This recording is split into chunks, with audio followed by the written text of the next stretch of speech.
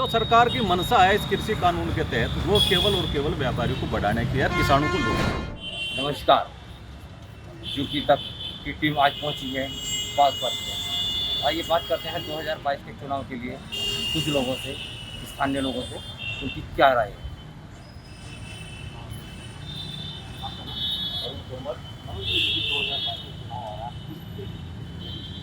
भाई हर 5 साल में चुनाव आता है और देश की जनता यही सोच कर चुनाव में वोट देती है कि ये सरकार जो वायदे कर रही है उन वायदों पर रुके।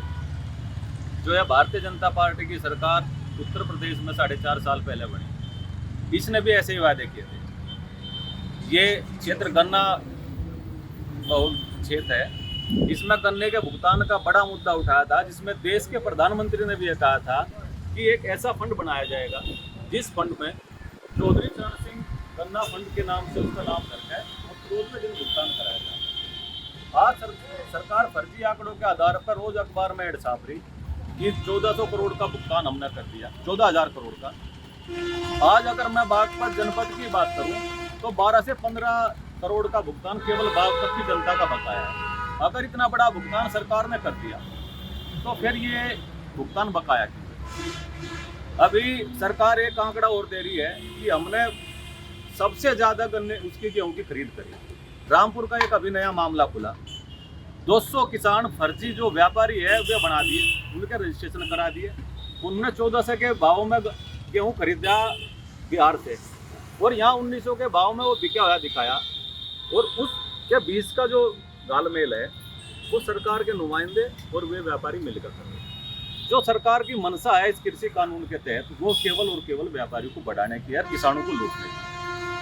एक मैं ये नहीं समझ पा रहा कि 2014 का सरकारी आंकड़ा था कि देश में 45 करोड़ लोग गरीबी रेखा से नीचे हैं।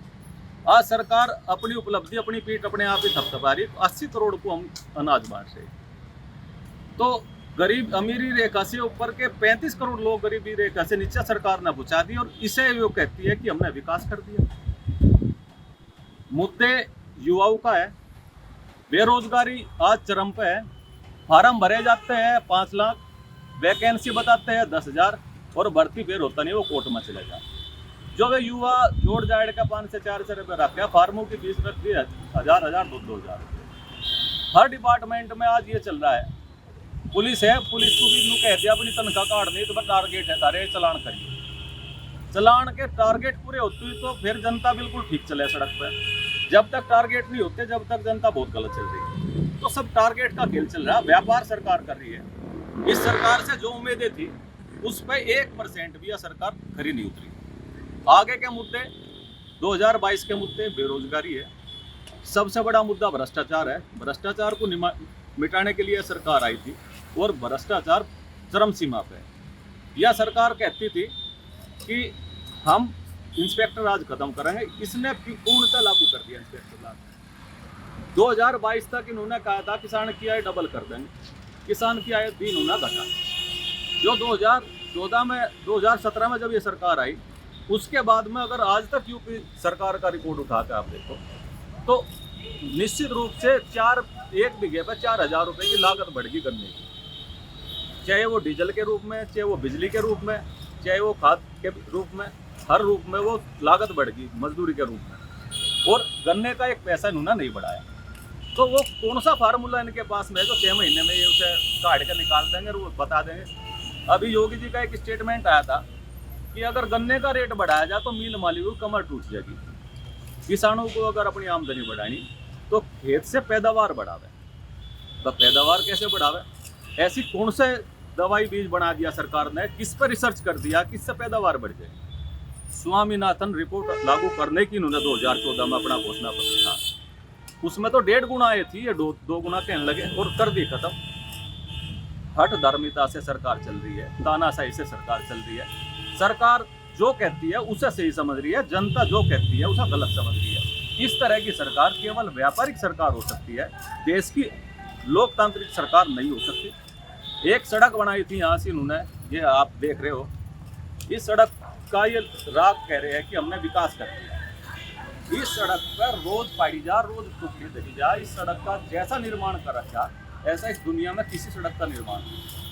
लाइट आज तक नहीं जली, आज तक इसका सारा काम नहीं हुआ। टोल लागू करे होली है ना 8 महीने, टोल वसूली करने का केवल नया काम है और दूसरा कोई काम नहीं। आपका नाम? रईसुद्दीन जी। अच्छा रईस जी, और यहाँ की क्या समस्या है? समस्या में यहाँ अभी आपको बताइए कि यहाँ सबसे बड़ी समस्या है गन्ना पेमेंट की है।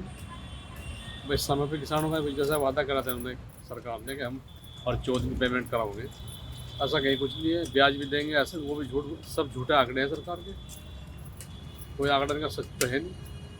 हर चीज़ पर दाम बढ़ रहे हैं, चाहे पेस्टिसाइड हो, चाहे खाद हो, चाहे बिजली हो, सारे काम मतलब जो है जो इनके वादे थे उनके वादे को खिलाफ करती जा रही है। तो मतलब जो है सरकार के कोई भी चीज़ ऐसी नहीं है जो मतलब जो है जनता के हित की हो। और भी आपका नाम? प्रिंसिपल जी, और क्या समस्या है यहाँ पे? हाँ तो सारी समस्या है, जो कोई अधिकारी सुनता नहीं, कोई चले जाओ, कोई सुन नहीं रहा और गन्ने का पेमेंट नहीं हो रहा। हमारी समस्या है सर। जब से सरकार है यहाँ कोई सरकार ने कुछ कराया भी तो होगा, यहाँ पे कुछ नहीं कराया सरकार ने। सरकारी तो करवारी सड़क करवारी पर इसमें तो इतने आपत्ति कर रही, टोल लगा दिया, सारी चीज़ करती, सब महंगाई हुई सब। 2022 में किन मुद्दों में जो है आप लोग वोट करेंगे? 2022 में किन मुद्दों में वोट करेंगे? मतलब भाई भ्रष्टाचार के इनके मुद्दे में वोट करेंगे। और ग्रामीण जो है हमारे साथ हैं, उनसे बात करते हैं। आप बताइए, आप क्या कहेंगे? आपका नाम? सुधीर कुमार जी, और क्या समस्या है यहाँ की? सबसे बड़ी समस्या क्या है? सबसे बड़ी गन्ना पेमेंट की है, गन्ना भुगतान की है, और गन्ने के रेट बढ़े नहीं, या तो बढ़ जाने चाहिए किसानों के, और सब जगह रेट बढ़ रहे हैं, किसके गन्ने के रेट नहीं बढ़ रहे, ये बड़ी समस्या है। और ये क्योंकि गन्ना बहुत क्षेत्र है, गन्ने के खेती होती है, तो उसमें बेरोजगारी का है, युवा बेरोजगार थे, पढ़ लिख के बेकार है। अच्छा 2022 आने वाला है, 2022 में जो किसान जो फसलें कर जाते हैं गाजीपुर में रहते हैं, क्या इसका क्या इफेक्ट पड़ेगा? कुछ पड़ेगा? तो इसमें जो है इसको बिल्कुल किसानों की बात सुन ले और ये धरना वर्ना खत्म करवा के अपना कहते हैं उनकी बात सुनकर उनकी माने हैं उनकी पूरी करें। सरकार किसान निधि भी दे रही है, उससे लाभ होगा कुछ? और किसान निधि में तो मैं बताऊँ आया ही नहीं, और उसमें 50% की आ रही, 50 की आ रही है, ये निश्चित है। पता नहीं क्या किसी के बैंक के खाते में गड़बड़ है, किसी के कहीं गड़बड़ है, तो 50% की आ रही है। और लोग हमारे साथ हैं, उनसे बात करते हैं। आइए, आप बताइए। आपका नाम? अच्छा किसान कितने संतुष्ट है सरकार से? किसान तो स्थिति में तंग है जी, अब आज तक की सरकार में तंग हो नहीं किसान तो। अच्छा 2022 में आपके क्या क्या मुद्दे रहेंगे, किस चीज़ को लेकर आप वोट करेंगे? उसमें तो हमारे सारे ये है जी, एक तो मैंने हमारे पर खामखा थोप रही कृषि कानून, मान लिया हमें भूखते हैं नहीं, हमारे दिखाए दे रहे, वही इस तरह का भी कानून हमारे पर थोप रहे, पर जी हमसे चाह नहीं रहे, हमारा इस पर थोप क्यों रहे। 2022 का चुनाव 2022 का चुनाव है जी, हम तो जो है कैसे कोई हम तो वोट के बदले से पलटेंगे जी, हमारे पास वही ताकत है वोट की, उससे में तो जो है पलटेंगे। और जो हमारे साथ लोग हैं, उनसे बात करते हैं। अच्छा अरुण जी, जैसे 2022 का चुनाव आ रहा है, कुछ किसान गाजीपुर बॉर्डर बैठे हैं कृषि बिल को लेकर, इनको क्या जो आप कह रहे हो कुछ किसान, सरकार कह रही है कुछ किसान, लेकिन इस देश का पूरा किसान है। इस देश में 70% 65% आबादी किसान से जुड़ी है, किसान है या किसान से किसानी करने वाले मजदूर। वे जो लोग हैं वे सबकी भावना उस आंदोलन से जुड़ी हुई है, सब तो आंदोलन में शामिल नहीं हो सकते।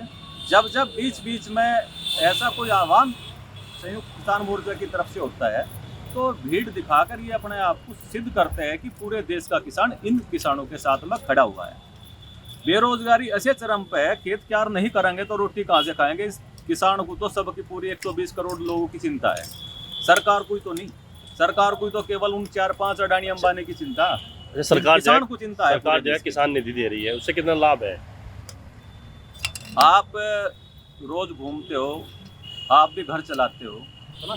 2 साल भर में 6,000 रुपये सरकार दे रही। 6,000 रुपये की तो बीड़ी भी नहीं आती आज के टाइम पर। कोरोना काल में वो मंडल भी जो 10 रुपये का था वो भी 30-40 में बिक गया भ्रष्टाचार। तो सरकार एक लॉलीपॉप देकर उसका ही उसे गारी हो सरकार। किसान तो ये कहते हो ना दो हमें 6,000 रुपये, हमें तो हमारी फसल का सही दाम दे दो और समय पर दे दो। अगर मुझे एक छोटी सी चीज़ बता दो, एक किसान का अगर 5 लाख रुपया 4 लाख रुपया मील पर बकाया है और वो उसकी एवज में 3 लाख रुपया क्रेडिट कार्ड का ब्याज दे रहा है और उसे 6,000 रुपये उसके तो 5 लाख रुपए का अगर ब्याज का भी दे दे सरकार, तो निश्चित रूप से उस किसान को 6,000 की जरूरत नहीं। उसका ब्याज तो खा रही है सरकार, 5 लाख रुपए का। 5 लाख रुपए का भाई ब्याज जोड़ लो, साल भर में कितना बैठे, और 6,000 रुपए दे रही, व्यापार कर रही है सरकार, बेवकूफ़ बना रही सरकार। ये नीति ज़्यादा लंबे टाइम चलने वाली नहीं होती, बुद्धू एक बार बनाया जा सकता है, बार बार। अब का प्रधानमंत्री जी क्या लाएंगे वोट मांगने के लिए? 5 साल पहले तो उन्होंने चौधरी चरण सिंह फंड बना दिया था, वो आज तक नहीं बना। किस मुद्दे पाएंगे वोट मांगने के लिए? बेशर्मों की सरकार है, फर्जी आंकड़ों की सरकार है, इनका कोई धर्म जुड़ा नहीं। ये कितना बड़ा झूठ बोल रहा है, झूठ बोलने का अवार्ड शायद या सरकार उठावेगी इस पूरे विश्व में। ठीक। जी, ये बागपत की जनता थी जिससे हमने बात की और उन्होंने अब अपने मुद्दे रखे। देखते रहिए यूपी तक।